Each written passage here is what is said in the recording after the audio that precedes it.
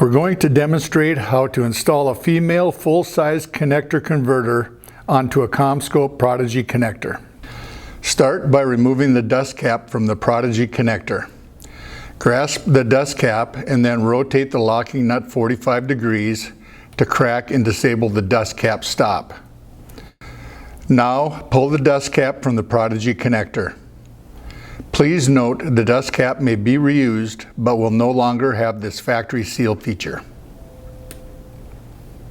To install female full-size connector converter, grasp the converter body and find the alignment guide.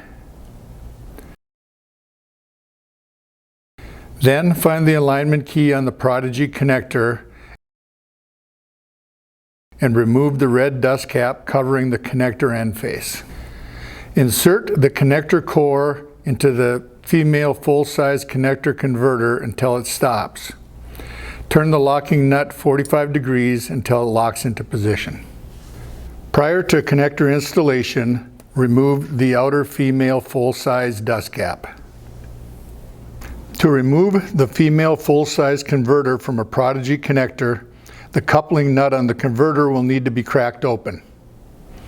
Start by removing the dust cap from the female full-size connector. Then remove the lanyard from the dust cap. The dust cap has a built-in flathead feature located at the top of the cap and is used to crack open the coupling nut. Using this cap feature, insert the flathead into one of the brake line indicators on the coupling nut. Twist the cap to crack open the coupling nut. Repeat this twisting action on the opposite side if needed.